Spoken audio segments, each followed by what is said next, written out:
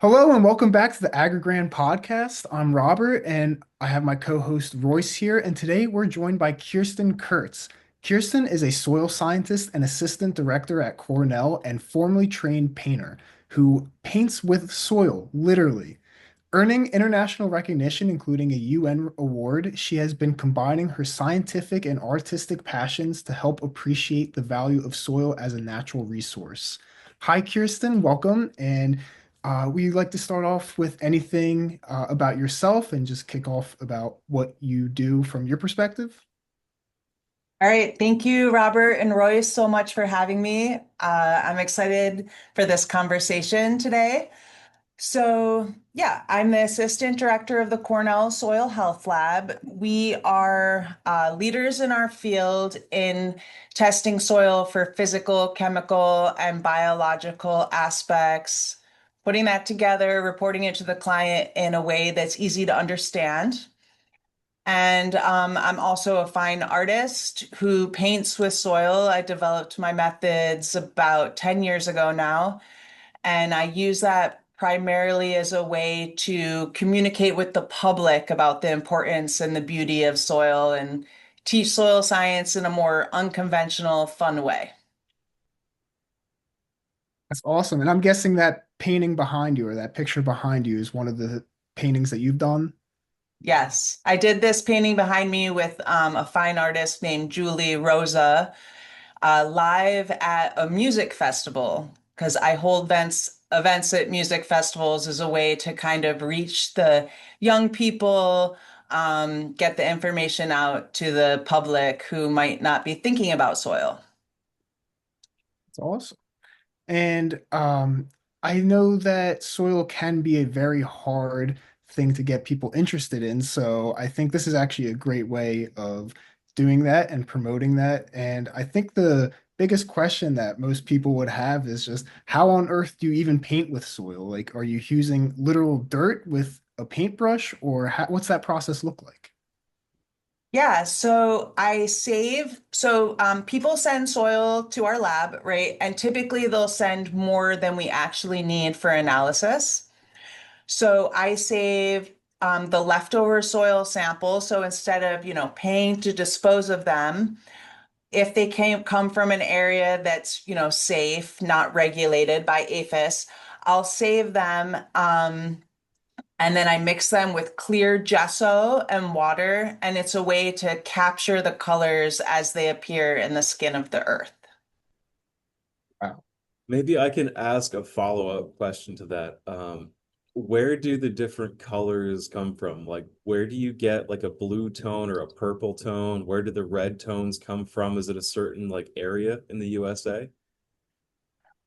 There's certain areas that are known for red soil, right? Like the South, for instance. But most colors in soils are due to the chemistry or to the organic matter, or perhaps in the case of blue, a lot of times blue comes from zones that have not very much oxygen, maybe like waterlogged, so then we'll end up getting these amazing blue colors or clays. Red is usually indicative of high iron levels. Black is, I use muck soil for black typically, which is, very, very dark, very high in organic matter. So all sorts of different things, the parent material, right? So the parent material is the stone from which soil can be formed as it wears down. That can lend itself to colors in the soil, like purple sandstone wears down with time, and that creates purple soil. So it all harkens back to the formation of the soil, the chemistry, and a lot more. So you're literally never running out of any colors. Like, is there any color that like you are just dying to find? Green is always Okay. one of the hardest to find. Yeah, so I've recently started sourcing some clays via Amazon for like base clays, right? Because I did a commission recently that needed blue and it needed green for the subject matter.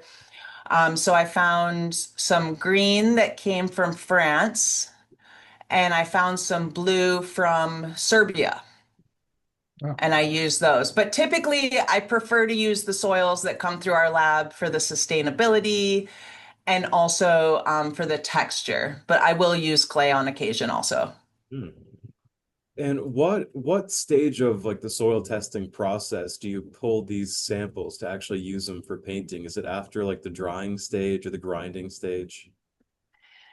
Yeah, so it's only if there's soil left over, right? So we ask for 4 to 6 cups of soil because we do a lot of physical tests, so we need a lot of soil. So sometimes cool colors come in, but there's basically nothing left over. So I'm like, but often there will be maybe a half cup left over or a cup left over that's already been sieved and dried. So then it's easy for me to turn that into a paint at that stage. Hmm. And Interesting. what even got you into this? Like what I know you went to school as a you were training to be a painter, if I'm not mistaken. Is that kind of what kicked it off just by growing up on farms, or how did that happen? Yeah, so I was raised on a large 200-acre organic farm in Western New York.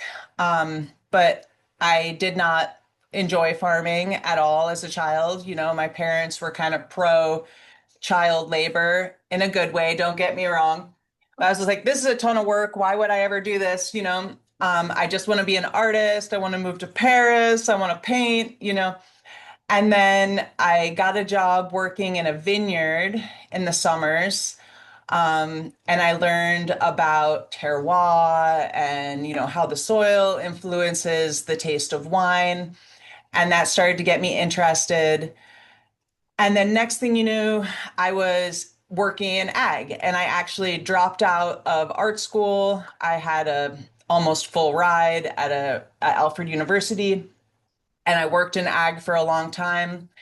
And then eventually I got a job taking soil samples and kind of low level tech job at Cornell. And then in the soil health lab, I've been with the lab for 14 years now. And I realized very quickly that Cornell, values education.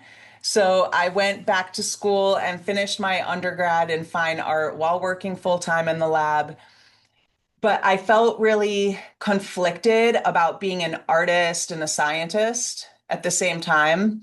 I was painting, I was working with these amazing, prestigious painting professors and struggling with colors of acrylic paint and such. So I asked my professor if I could try to create my own paint with soil and she agreed.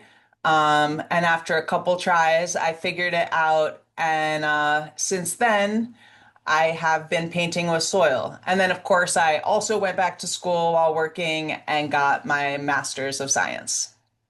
Oh, That sounds like an incredible journey. I really like how you made it your very own in in your own fashion. You mentioned working at a vineyard. Was that in like the Finger Lakes region? Yeah. Yeah. So my family moved from Western New York to Hector, which is on Seneca Lake in 1997. I stayed in Alfred because I was in art school, but I would come home for the summer. So Hector has a wine region that's very similar to Germany. And we can grow really, really good like Riesling there and other types of nice kind of dry white wines. And I got my start working in this vineyard called Sawmill Creek, and they are Cornell educated and really really top of the line vineyard. And I learned so much just about like vine management and soil management. I went on to become an assistant winemaker. But I got kind of disillusioned with that industry eventually just because it's like very hard to make money at a low level within the wine industry. You're basically a farm worker, right? So I thought, why not move to academia? And it turns out it suited me very well. Mm. So your whole journey is like a creative and scientific journey like meshed together, which I think is like super inspirational. Coming from someone who does like videos and tries to make videos on gardening content and soil content, I feel like I can relate to you in that way that like trying to blend the creative side with a scientific side, honestly, I think is like super fun and it's challenging, especially in our this industry because trying to get people excited about soil is like people they just see dirt and it's like, oh, okay, but um like we know that there's a lot more importance to it and finding paths like this is a great way to like try to show the importance of why we're doing it. And I guess do you have like what I know you said like you just thought of making it with soil, but like why did you choose soil? Like what was it just like purely out of just like inspiration from the vineyard, or was it like I just want to do something different? Soil science is incredibly complicated, right? So it involves chemistry, physics, biology, microbiology. And I think that the how complicated it was really appealed to me. As you are probably gathering, I have a lot of interests, and I'm a big reader. Like I love knowledge, right? And when I first got exposed to soil science, I realized there's no way I will ever master this. And I stand by that. Like you can never Yes, no one truly can. master soil science, right? So the idea of working with something that I could always be learning new things, and that also would be a way to contribute to society, to help the world. I think that that's what appealed to me the most about it. I really loved your answer about why you enjoy soil. That was exactly the reason why I got pulled into it because I was just a regular gardener and I had no idea what I was doing with the soil. Like, isn't there like a specific thing you could do to like different soils to make it grow the best plants? And then I found this book with Steve Solomon, The Intelligent Gardener, and he talked about nutrient ratios. And then I'm like, okay, I can calculate these. So I got super interested in that. And then I'm like, why do we do these certain ratios? What's going on? And then you figure out it's like a physics thing in the soil. And there's like electric, magnetic things going on. And you're like, wow, this is really cool. And I find it to be like really sexy as like a field of study just to start reading about it. And you were talking about it before, like the actual chemical makeup of the soil, that's kind of like the easy part. And it's really what's going on with biology and what's going on with the structure of the soil, that's making it work the way it does. So I can appreciate your take on soil and why you think it's exciting. Yeah, and I think that honestly, it's not that hard for me to get people excited about soil. I believe because I'm so passionate about it, and I really believe that it's a mark of intelligence to be able to take a very complicated concept and bring it down to something that like anyone can understand. So I challenge myself often to take these very complicated concepts and make them something that like an eighth grader could understand. You know what I mean? And yeah, that's like part of the fun, part of the challenge. I think that science is so incredibly important. And if we're not communicating our love of science, what we're doing as scientists, that does it really matter? Like we have to be getting this to the people.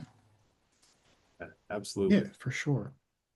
I could To ask maybe Sorry, just go ahead, Royce. just like a super fun little question here while we're talking about soils. I would like to know what's your opinion of fertilizers like Miracle Grow? Do you use them? I do not personally use them. No. I grew up on an organic farm, right? So that's not something that I would personally ever use. I work with big ag a lot. I'm not like anti big ag. I understand, or like agrochemicals. Like that's an important part of soil management. But personally, I use compost, I use back guano, I use different types, cover crops, like methods that are going to improve my soil health, add fertility in a more natural way in order to grow food for myself and my daughter. That's wonderful. I saw you wrote an article too about biochar. Yes. Um, I actually want to ask you about, so I've never used biochar, but I've been familiar with it. I understand it's like a naturally formed process from like forest fires, and I know that you can also make it with a kiln, which I think you've done. Um, but looking at my soil test, I was actually wondering, so I have like lower pH, and I'm getting like elevated levels of aluminum. Do you think biochar would be helpful, or would it hurt it, especially if like I'm reluctant, say, to apply lime? Yeah, so biochar will raise your pH, so that's great. And having a nice neutral pH is going to help you to have more nutrient availability. So I think that that could be a good method. The thing about biochar is that it often has to be added in really quite high volumes to make a big difference, like 5%, things like that.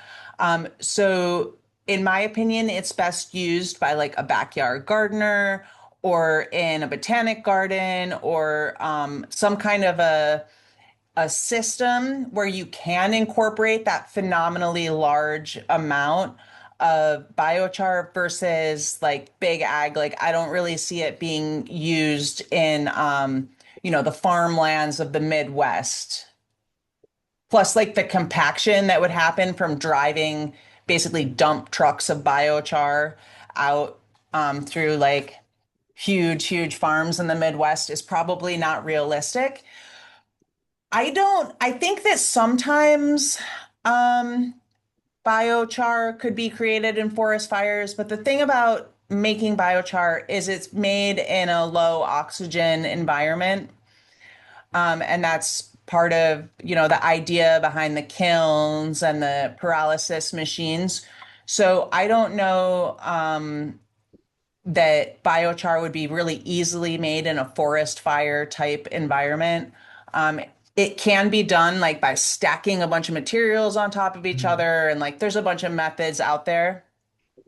I'm by no means a biochar expert. There are a bunch of biochar experts at Cornell, including most notably Johannes Lehmann. But I wrote that article for Fine Gardening because I am a soil science educator. So I was able to, put together information for the public. I know, of course, more than the average person does, but I don't consider myself an expert on the subject. What do you think is going on with biochar when you add it to the soil? Like, why does it seem to do a good job with growing plants? I think the thing about biochar is it needs to be activated, right? So if you activate biochar, which you could do by burying it in a compost pile, for instance, then it attracts and holds nutrients to itself Hmm. and helps to like release it slowly. The other big thing about biochar is it's sequestering carbon for a super long time, maybe forever, which is a big deal. Hmm. From what I understand, I think that normal just soils that are made from purely rock, they're really good at holding on to positively charged minerals in the soil, like calcium, magnesium, potassium, things like that. Uh, do you think biochar is holding on to those negatively charged um, elements also? I'm not sure. But I do know that it acts a bit like how clays can hold on to those nutrients strongly. I think that it's acting in ways similar to that. But like I said, I'm really, not an expert on the subject and try not to talk about things that I don't know in and out. It's just hard to really understand it because I don't think it, at least from what I'm seeing, I don't think folks really know what's going on in the soil as far as like or organic matter and just carbon-based things that are very, very small, little tiny particles. I don't know if anyone could really see what's going on down there. It seems to be important, right, to have like microbes and carbon down in the soil. And maybe biochar is just doing that same thing, but I'm just not sure really what's going on there. But it seems to be very important. It's definitely effective. I've seen it be very, very effective in like container planting. It can be very helpful for a lot of like arborists use it, and have great experiences. A lot of landscapers I know work with it and have great experiences.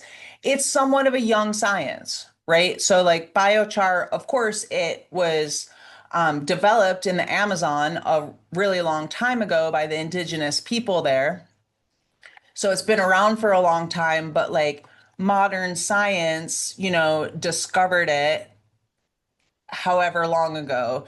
And that in the world of science isn't that long ago. So like within the last, 100 years or 50 years or whatever it is, I don't remember offhand. So my guess is that in the next 20, 30 years, we're going to really understand exactly what it's doing. But right now, we might not know. But that's what's so cool about science, right? It's like we're constantly learning more, and in the long run, it'll be proven how effective it really is, how useful it really is, and exactly how it works as technology improves. Right. It goes back to like what you were saying in that in the soil science field that you're always learning. Yes. Yeah, I think Yeah. but before we continue on from the biochar, I just wanted to say like I thought it was useful because like I mentioned, I find that I don't think I can apply lime because I'm blanking, but the nutrient calcium is too much in my soil already. So I was trying to look for things to elevate my pH without changing the nutrients too much. And reading your article gave me that idea that maybe biochar um, would be able to help with that. I think it's a great idea. I mean, what I would do as a scientist is recommend that you set aside a part of your garden, add, 5% biochar, something like that, make sure it's activated, and then see how it does, right? It's like a little mini research project. That's a good way to get at if it's effective or not before, doing that type of treatment to your whole garden. Guess the viewers will have to stay tuned for that video too. Yes. Um, awesome. And then so you have so many resources, I guess, at Cornell. Like you're around so many different experts and just people who are similarly passionate about soil as you are. How is that like? Like what? I'm sure that's great to just be around so many smart and passionate people. Yeah, I love Cornell. I've been here for a long time. My master's is from Cornell in natural resources, focused on soil science. And the thing that I love the most about Cornell is our slogan is any person, any study. And the founder of Cornell said that we are one of the first universities, Ivy League universities, to allow women to study here, to allow non-white men to study here, right? And you really can come in and kind of create your own future. So the fact that I was able to bring together, being an artist with being a scientist, with being a communicator, and almost in a way like make my own position. I have a lot of really formal, serious responsibilities as assistant director of the lab also, but there's like room in there for me to be who I am and share what I'm passionate about and have my own initiatives. And I've seen that a lot at Cornell. There's a lot of amazing people who have really like created their own paths and who are doing just cutting edge, wild research, and I'm inspired every day to be able to come here, and interact with these people. You can just go knock on someone's door. People do it to me almost every day, and share our knowledge with other people, especially the students, who are insanely impressive here. and also the other professors, like everyone, it really is a community that I'm very thankful to be a part of. And Cornell, the soil health lab, you guys are doing over 55,000 tests a year. Is that right? Yeah, like individual analyses. Wow. Exactly. Is that all coming from mainly farmers or home gardeners? What's that demographic looking like? Yeah, so the majority of our samples are really coming from like the NRCS, right? Like from the government or from really large not-for-profits like American Farmland Trust, Hmm. or carbon companies like Indigo Ag, um, and then also from like other researchers, right? So we're getting a lot of samples from students and from professors from around the world. And I would say that that community, if you will, makes up probably 80 to 90% of the samples we receive in our lab. And then the other 10 to 20%, it's ranging by year, come from backyard gardeners, from botanic gardens, from zoos, from things along those lines that are sending smaller sample sets. Do you think that that personally there should be more, I guess, individual gardeners who are sending samples? Do you think there's enough people who are soil testing? I mean, I think everyone needs to be soil testing. A lot of people know to test their soil, and they're sending to more like nutrient analysis labs, right? So that's more traditional, like nutrients, organic matter, pH. I think that that information is enough for a lot of people. But if we use this example all the time in our lab of these two soils that are really directly adjacent to each other. One is tilled multiple times a year by the plant breeders on campus, and the other one is under continuous sod, right? Hmm. Like just grass. And when we look at those two samples against each other, the nutrient levels, the traditional testing, it comes out exactly the same, pretty much. But then when we look at the physical and the biological aspects of the soil that's under continuous tillage, we see a lot of problems. A lot less life of the soil, if you will, really decreased aggregate stability, things along those lines. So typically, I recommend that folks test their soil health about every 3 years, and your nutrients and your pH and such, you should be looking at that every year. I work really hard on getting this information out to the public. We have more samples from the public every year. And that's on all of us to continue to communicate, the importance of testing your soil. But we're busy, so I personally am not ever trying to like drum up business because we're going full throttle most of the year over here. So is it all year long that you're getting continuous soil tests, or are there like is it like a seasonal type of influx? Yeah, so we have a big rush in the spring and we have a big rush in the fall. We're still in the middle of our spring rush. We usually get a little bit of a break in August to kind of catch up before the fall rush starts.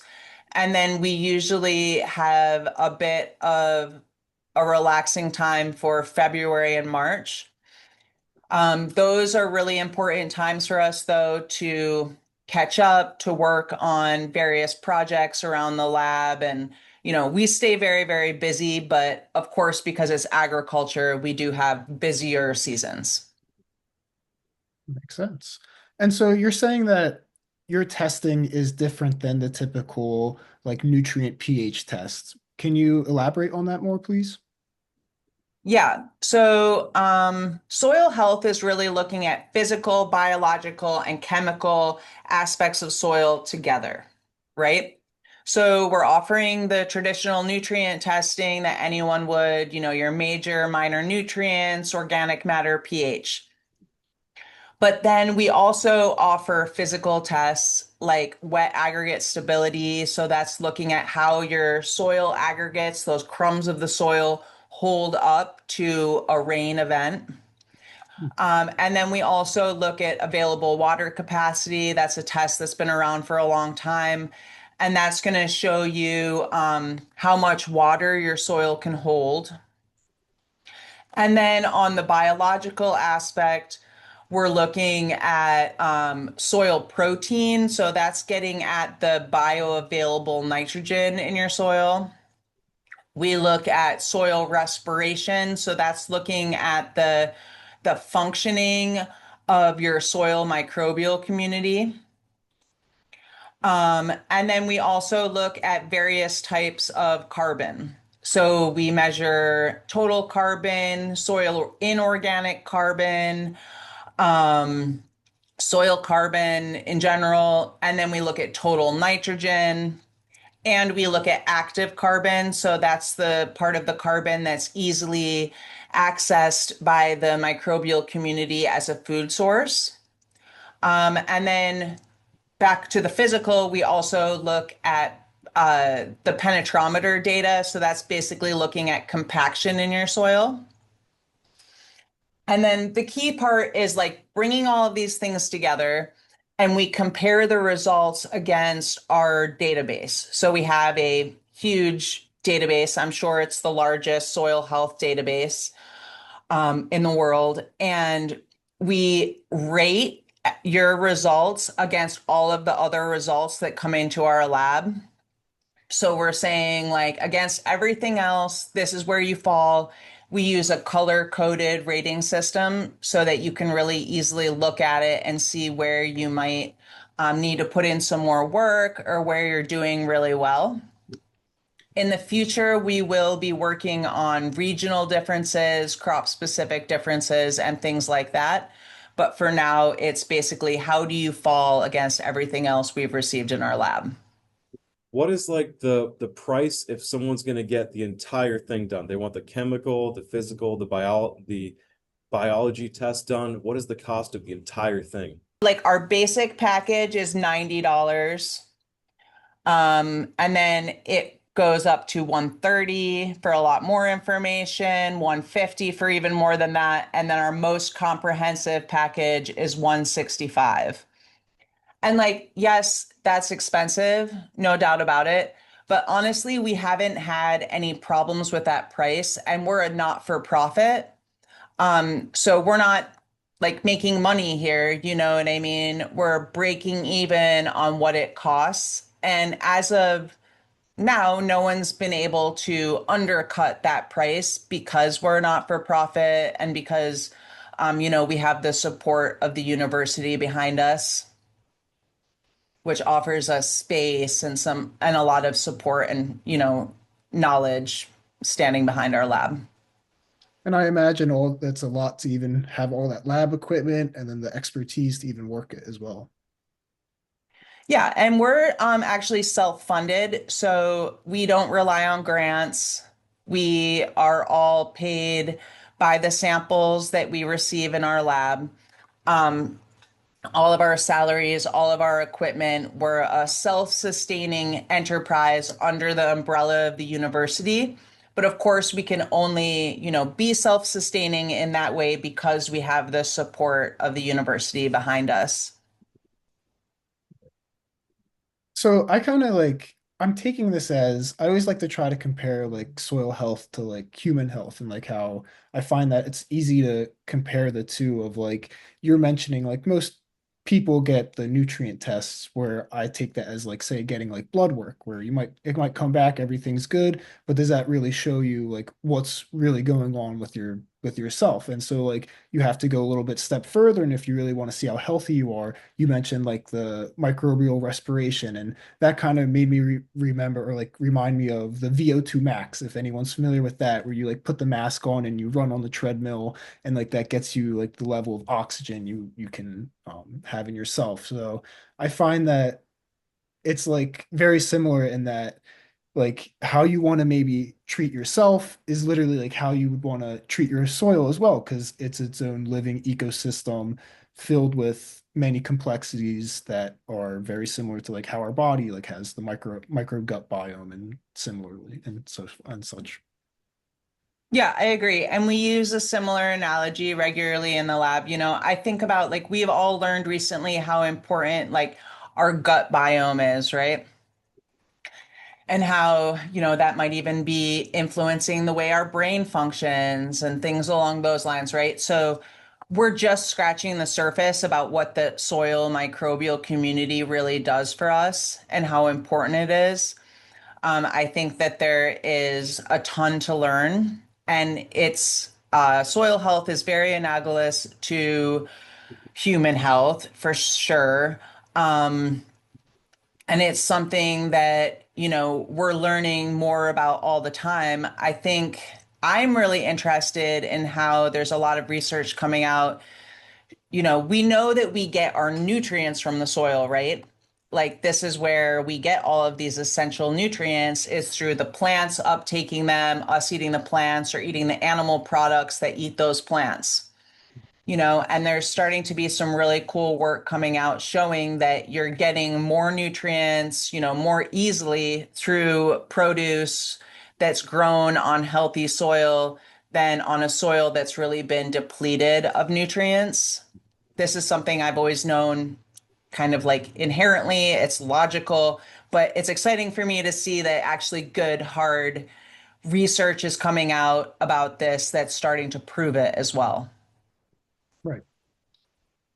And kind of going back to the your soil testing process. So you mentioned that you guys have your own database.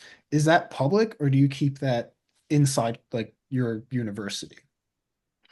Yeah, so it's actually all is like if someone sends in a soil sample, they own that data, right? So we can't share that data with anyone because it's owned by the person who paid us to analyze it. So we're able to, use it internally to compare results to, and it can be worked with in an anonymous sort of fashion to an extent. But it's not something that we can like share or just give people access to. I mean, we get bazillions of emails requesting that all the time. And if we could, we would, but it's just not possible because it's actually owned by the client. So it's protected. I would love to hear about your own home garden. I want to know like what kind of soil is it? Are you like in the Ithaca region? Like what are you doing as far as growing? Are you growing vegetables? Are you growing fruits, flowers, herbs? What's your like favorite thing to grow? And I think you had mentioned what you like to fertilize with, but have you done soil tests on your own garden? And what have you done to kind of bring the soil levels up to what you're looking for? Yeah, so I just bought a house recently and it came with almost 2 acres of mostly forest. So I've always been interested in agroforestry. My mom was an herbalist, and I'm not an herbalist, but I, of course, like as an herbalist daughter, ended up learning a lot about medicinal and culinary herbs growing up. And herbs grow really, really well in a forest environment. A lot of them do. And I have some like openings and such too. So I've been planting a lot of medicinal and culinary herbs for my own purposes and perhaps like as a business in the future. I'm growing a lot of vegetables for myself and my daughter. And then mostly I'm trying to like wait it out and see what's there, right? So I bought the place in October. I don't know what all is there yet. I've been having like amazing surprises of like landscaping and like berries and nut trees and all of these really cool things. So I'm trying to be patient. I've put in some gardens, but like I'm keeping it pretty small. I'm basically taking over my lawns because I'm not a big lawn person. Same. And I'm just sort of like waiting it out. I'm like, okay, what is here? And then next year, I'm planning on like starting to do some management with removing invasive species, encouraging some of like the things that I'm happy to see there, like beech nut trees. And I have a grove of shag nut, what is it, shagbark hickory, and things like that. And to see like what I can do with it. In the past, I've had more like larger scale farms. I had a largish scale farm in Hector, with a former partner where we were doing like a lot of garlic and small fruit trees and things along those lines. But I'm trying to wait and see what like the land has to tell me about what's there, like what is already growing there. How can I work with the natural system? And, I'm certainly not going to go and like cut down all the trees, right? I'm like, what can I do within this beautiful set of woods, to be a good steward of the land and to hopefully, grow food for myself, and herbs for myself, like within the system that's already established. That's exciting to have 2 acres Yeah, to work with. I love that. I'm really excited. And it's silt loam. So it's really, really deep. It's along like the original, there was a river that ran into Ithaca like super long time ago, you know what I mean? Yeah. And it's along the banks of that original river. So it's really, really, really, really deep soil. Lots of water. I have 3 wells, like water just like bubbling Wow. out everywhere, which is great. But it's been a wet year here in New York. So I'm like, okay, like how do I manage this? You know what I mean? Yeah. So yeah, I'm still learning what there is. I did soil mapping there when I bought it. I haven't actually tested the soil yet, embarrassingly enough. Um, but it was cool when I looked at the soil maps. Of course, there's like a lot of different types of soil, right? And I saw like where that line was to go from the one type of soil to the next. And sure enough, when I was out like digging gardens and digging holes, I was like, oh, look, it's right. Like this is clearly a different type of soil Wow. than the soil in my lower garden. And like it's been really exciting. And as soon as I can slightly catch up, I will 100% be taking soil samples to see what else I can learn. Perfect.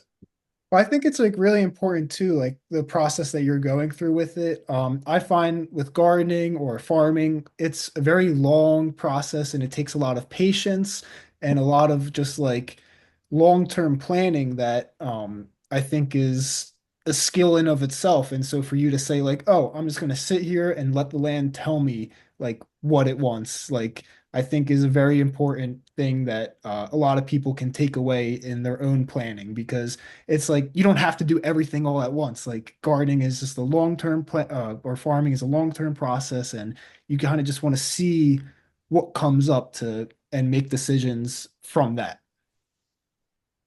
Yes, 100%, and I guess so. My neighbor was telling me that his house was formerly owned by one of the people who put together the Cornell Botanic Gardens on campus. So his property is covered in like really unique, amazing plants. And then, of course, my property was his neighbor, right? So, like, there was a lot of plant trading going on. So I've been finding a lot of plants that I have never seen before. And like, I'm not a plant scientist, don't get me wrong, but like, I'm pretty good at identifying plants typically. So I've been using Instagram a lot to like, just like find out I'm like, what's this bush? Like, what's this flower? And of course, like, because of the people who follow me and who I follow on Instagram, I'll get like 10 responses being like, it's this in Latin name. And then I have to look that up because I don't know my Latin names, but it's been really exciting, like figuring out, yeah, what I actually have. And then also thinking about like, ooh, like who can I trade with? Right. So like I've already been getting plants from like my sister-in-law. Her and my brother grow a lot of really cool plants and like they bring me starts and like I'm trading stuff that I have and that's the best way to go, because you get a Yeah. start from a friend who digs it up. It's amazing how fast that grows compared to going to a nursery and buying a plant, in my opinion.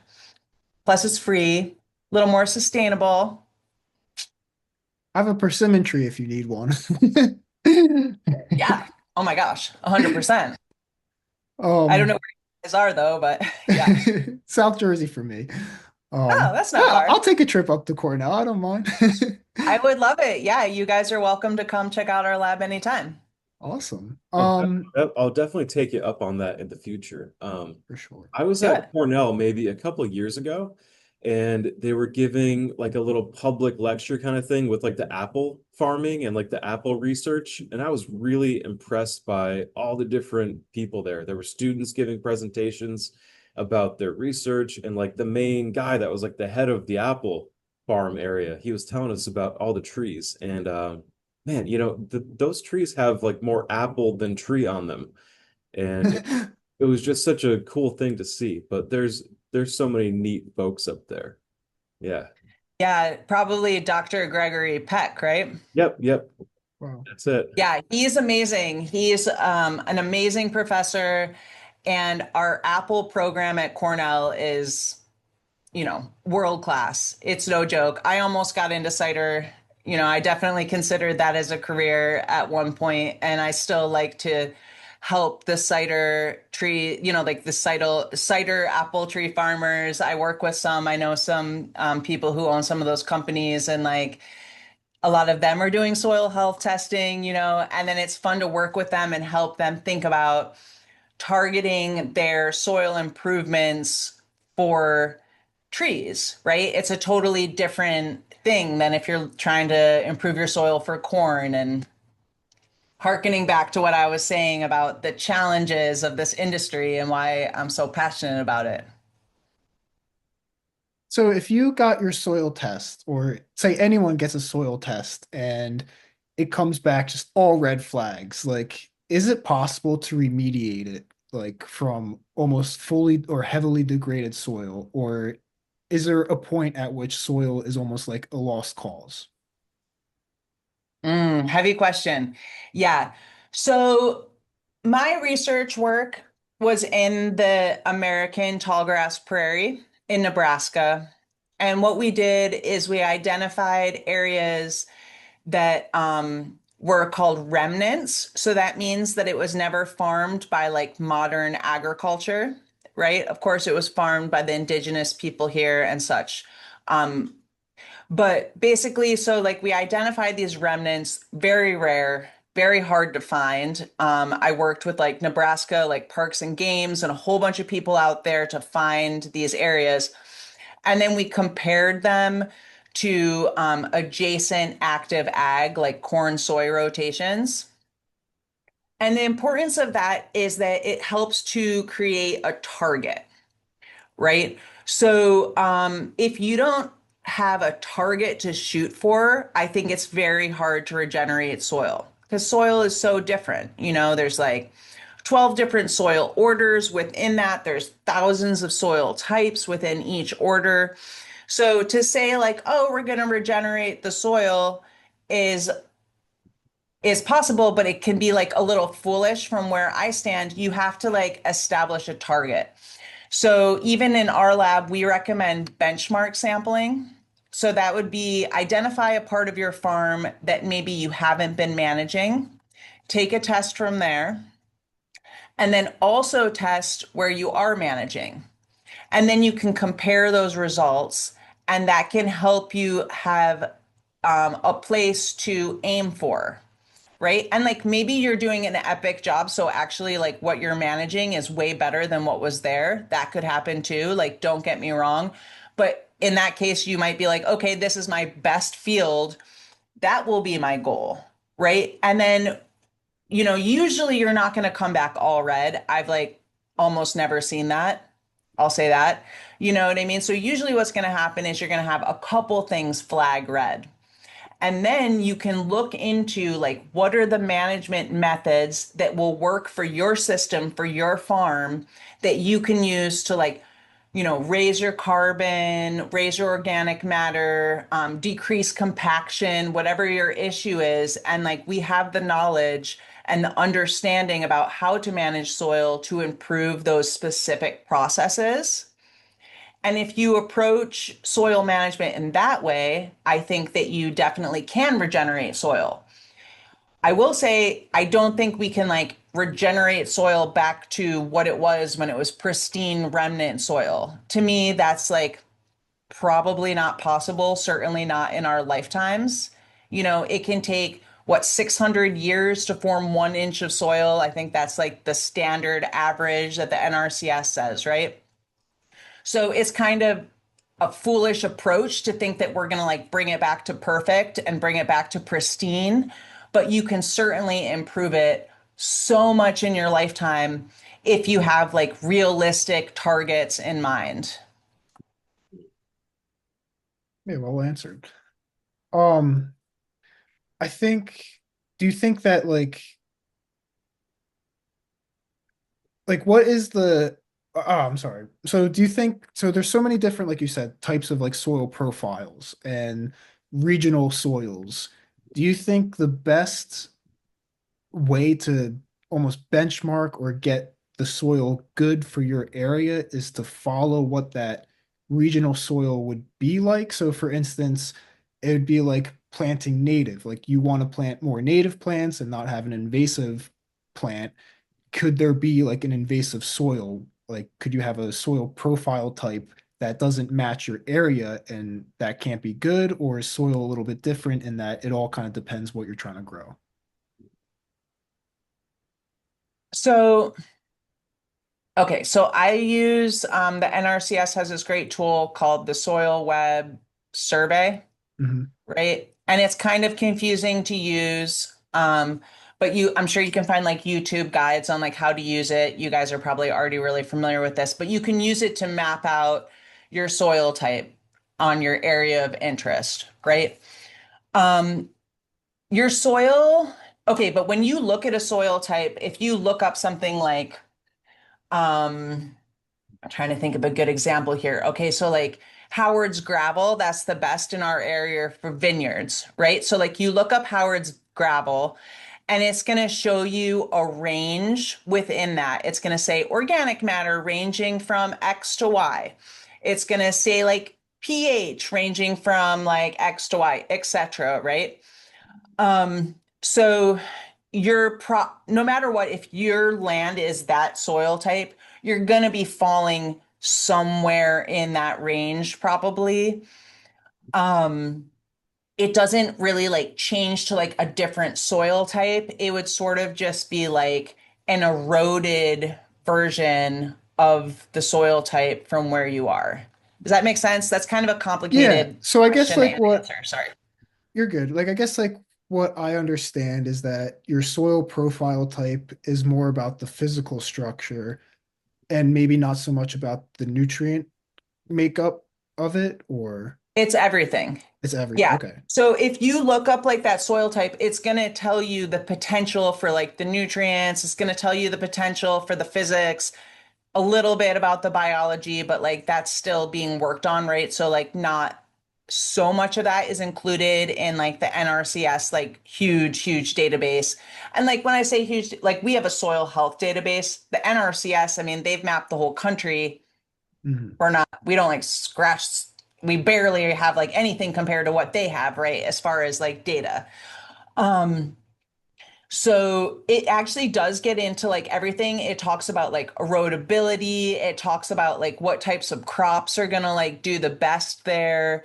It talks about, can you put a road there? Is it a good place to build like a skyscraper? I mean, you can like deep dive into this stuff and it's like so complicated, so crazy. And because it's for like engineers, it's for farmers, it's for, anyone, right? So it's major, major information.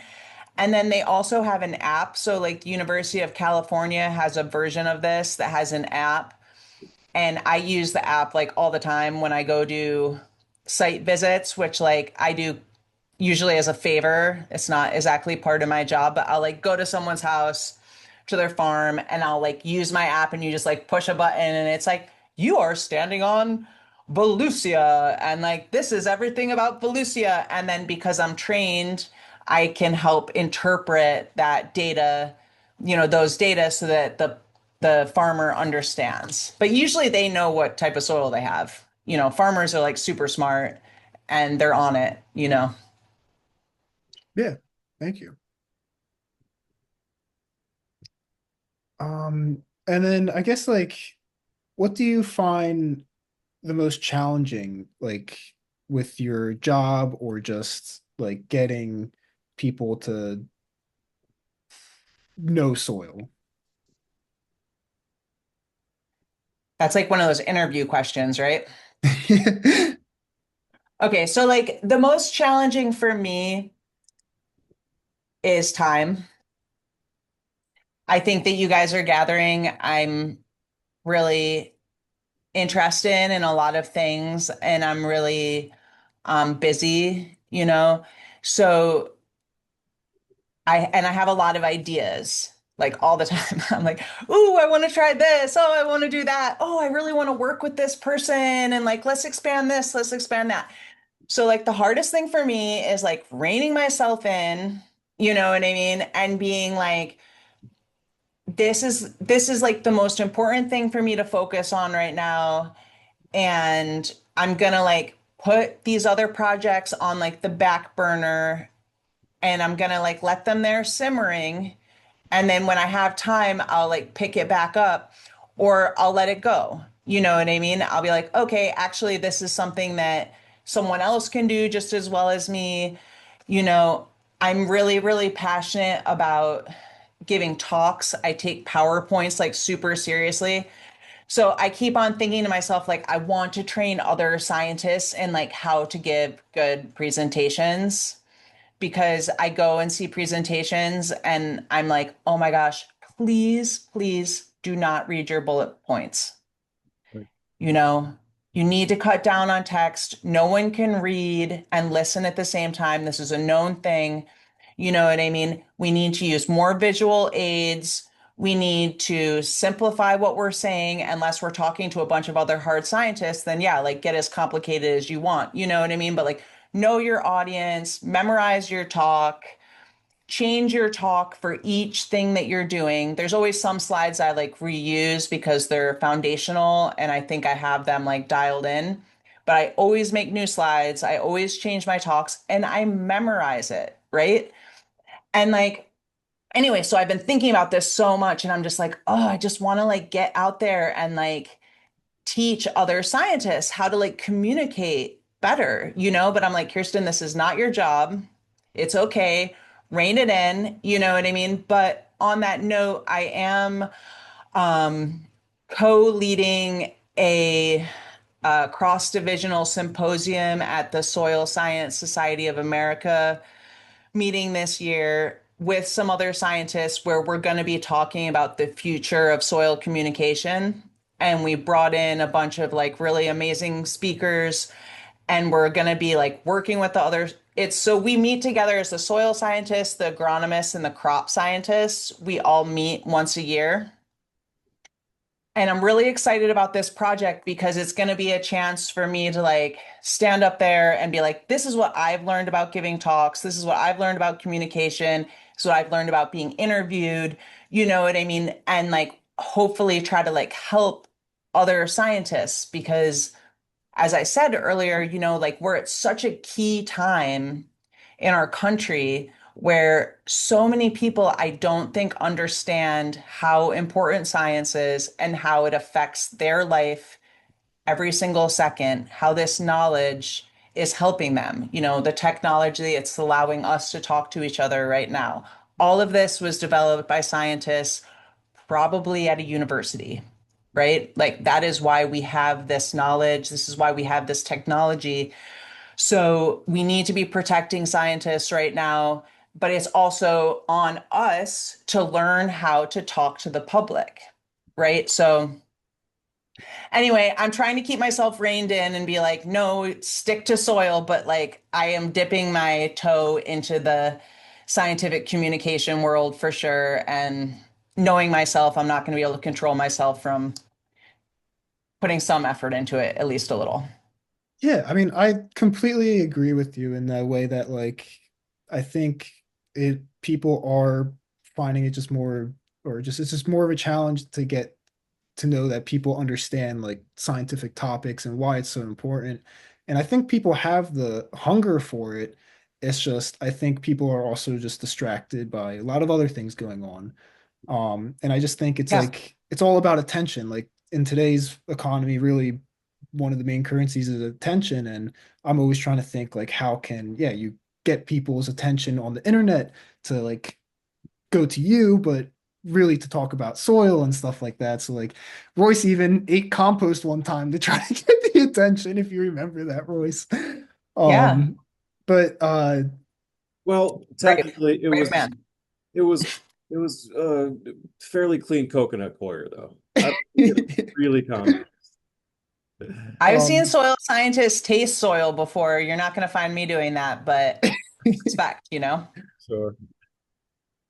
yeah, so yeah, I think just yeah, it's like it's definitely challenging, especially when you're a scientist yourself and doing important research and work for farmers. But it's awesome that you're even like thinking in that way, and I think it's really admirable to do. Um, I wonder what your opinion is on like the future of soil and like just the future of the industry and where you think things are heading to. Like, do you see it more doom and gloom, or are you hopeful? Yeah, I'm really hopeful. So it's like according to the FAO, we've lost a third of our topsoil on the planet, right? And I usually open with that to like kind of scare people a little bit and to give them a little bit of perspective about how serious this issue is. But the truth is that we have so much knowledge and so many amazing, super smart people, really hard scientists, working on the solutions for the future. And if you look around the world, there's people working on solutions for everything, like I was reading this morning about these young people who develop plastic made out of agave, I believe, that then breaks down in the ocean, breaks down in the soil super, super quickly, right? So I think that the key thing is like getting people to understand that there's hope for the future, that the technology is out there, that there's so many people who are working on these amazing solutions and that we do have a chance. Like I remember growing up, I was so worried about the state of the world from a very young age. And I have a daughter and it's like the best thing I ever did in my life. I'm so thankful for her, but I like didn't know if I would ever have kids because I was so worried about the future. And my mom would say to me, like, think about the people who are having kids during like World War II.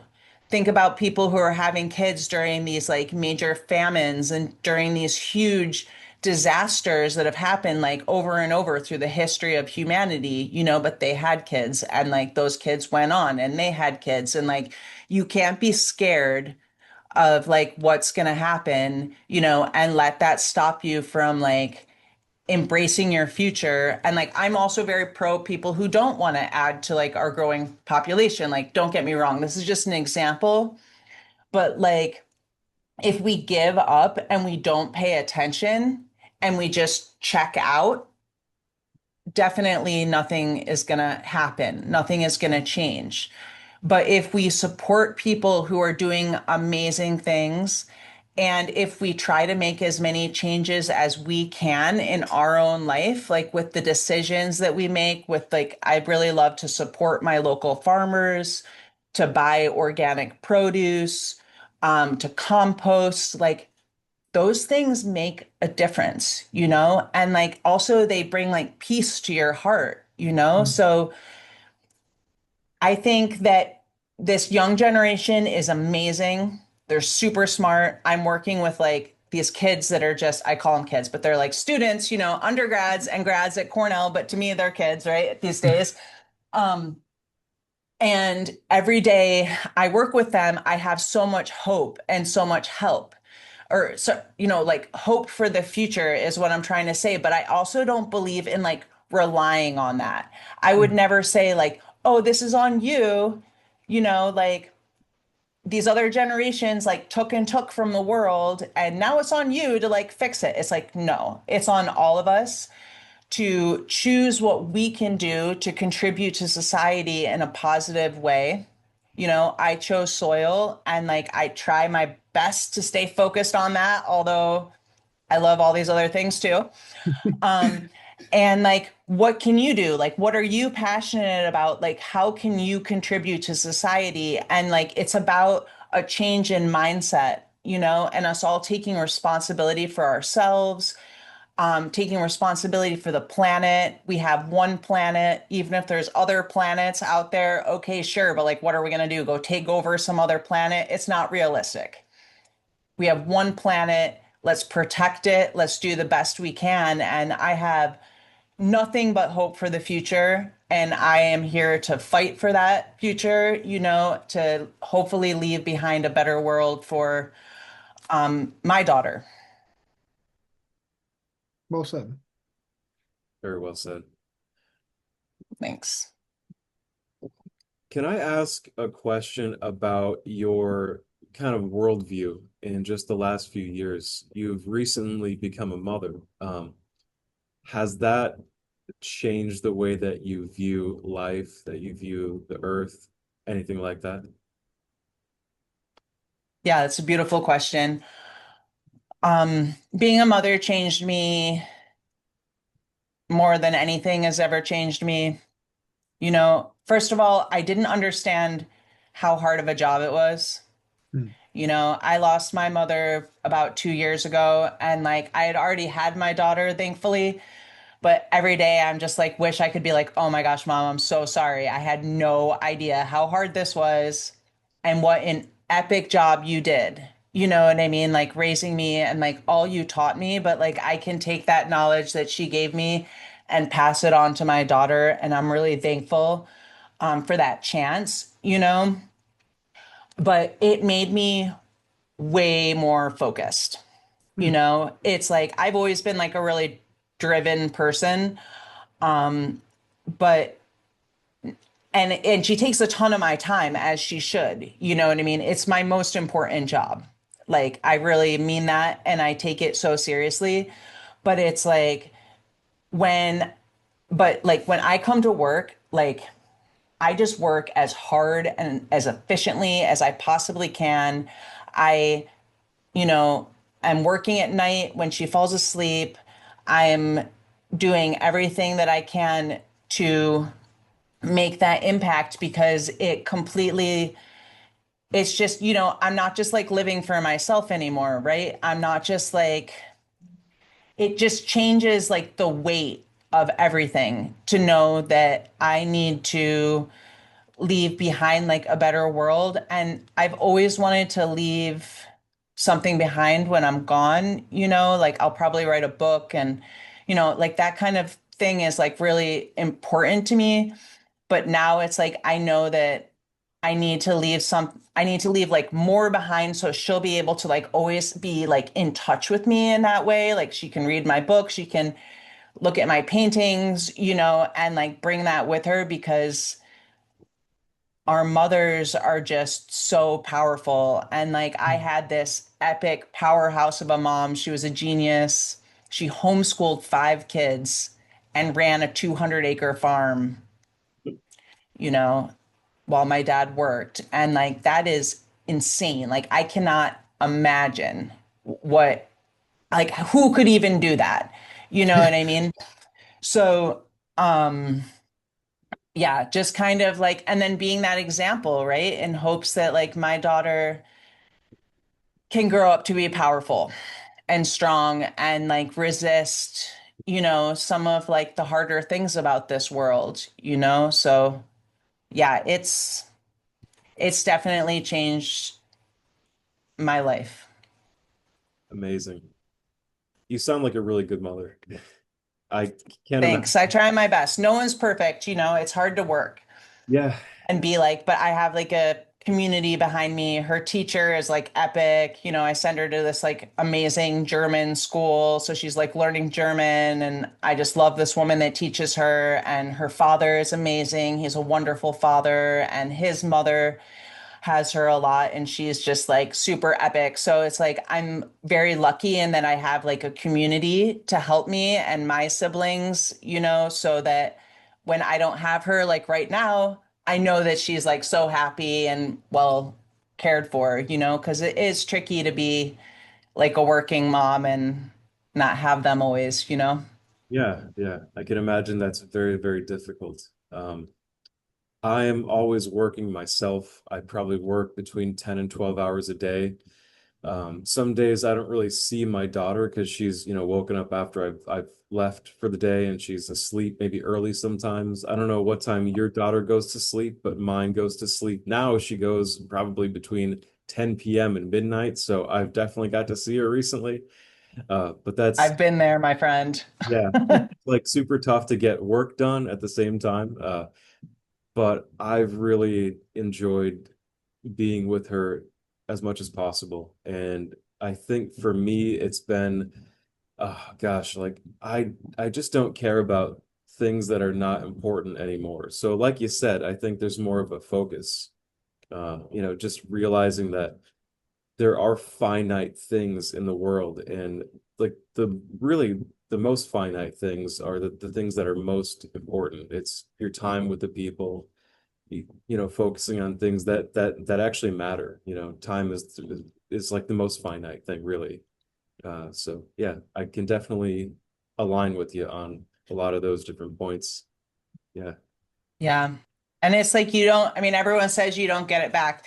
Everyone's always like, oh my gosh, like it goes so fast. And I'm like, I have like a 3.5-year-old man, like who I have like a lot, you know what I mean? And it's, I see what people are saying and it is going by fast, but I am like really lucky in that I do spend a lot of time with her and she also stays up late. So that works out.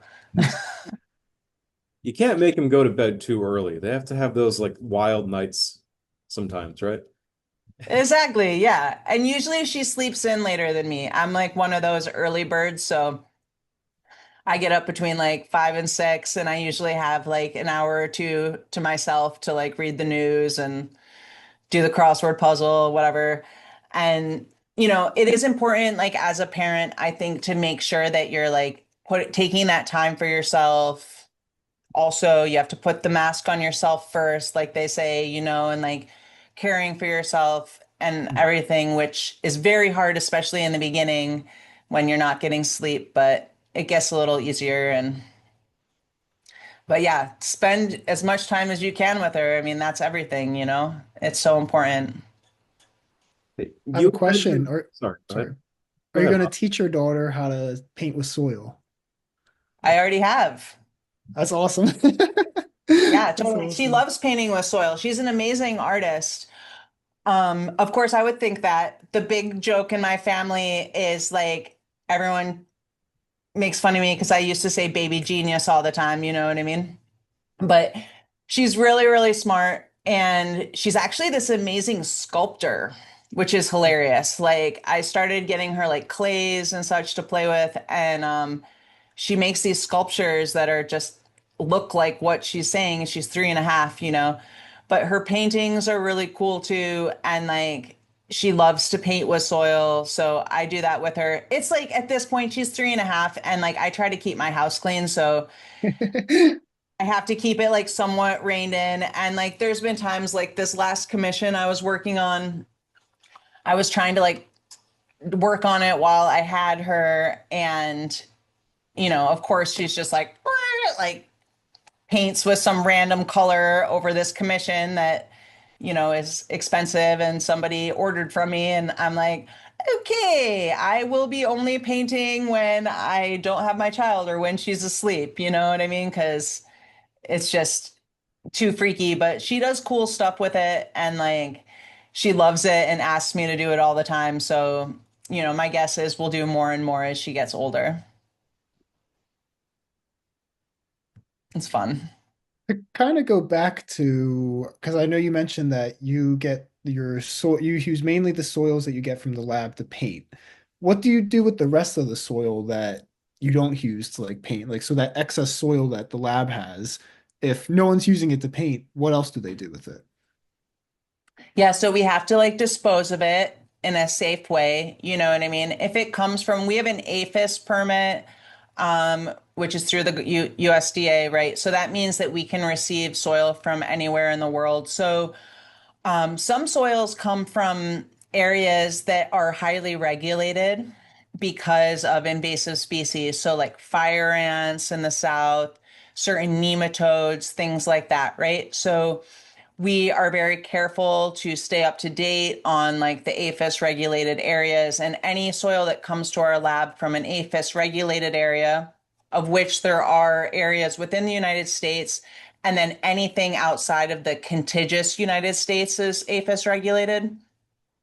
Those soils actually get autoclaved and then thrown away, because it's very important that we, like I'm not going to be I like do not want to be the person. I feel like I need to like knock on wood here, like who's going to release fire ants in New York State, right? Like, so we take it very seriously. We follow like really careful protocols about how we handle that soil, and then we have to, destroy it. And it's like, it feels a little weird, like filling up a bag with soil and autoclaving it and putting it in a dumpster. But like I tell the techs all the time, like our team, it's like we're saving the world in our own way. We are going to generate some waste. That's how it is. You know what I mean? We can't get away from that. If we want to be able to offer this service to the world, then we have to, handle it really carefully. Soil can have a lot of crazy things in it. It's like I don't like to like freak people out about soil, but like definitely don't eat it. You know what I mean? Like there's like, you know, tapeworms, heartworms, like there's a lot of like crazy stuff in soil. Like I really don't eat it. I've been seeing these like artsy people doing this lately where we're like, oh, we're tasting the soil and stuff. And I'm like super pro supporting all other people using like soil as art. There's a lot of us actually, but don't eat the soil. Blah. So gross. At Royce. Definitely not going to do that one again. Compost, what you were talking about, that freaks me out less, honestly. Oh man. No, that's great though. I mean, uh, I don't want to take too much of your time. I'll make you go back to your daughter, but Yeah, thank you. I Royce, do you have any closing questions? We pretty much hit everything. I only had a couple stragglers left on the list. We can get to it next time though. Yeah, I really enjoyed this conversation. I really appreciate what you both are doing to help like bring awareness of soil to the public. Like, thank you so much for what you're doing. Thank you for getting this information out there. It's really, really important. Please feel free to like be in touch if I can ever like help you in any way, and I would encourage people if they're interested in seeing more of my soil art. I have a website that's like soilpainting.com. Instagram is Kirsten_Kurtz if you want to kind of like check out what I'm doing. Um, but yeah, like we got to love our soil. It's so important. It's so precious. And it's really the key for our future, on this planet. And our future's future. That's right. Well, thank you so much, Kirsten. It's been a pleasure having you, and I will put all your information in the description so everyone can check you out easily from there too. And Thank you. yeah, thank you everyone for listening. I hope you enjoyed. Until next time, stay growing.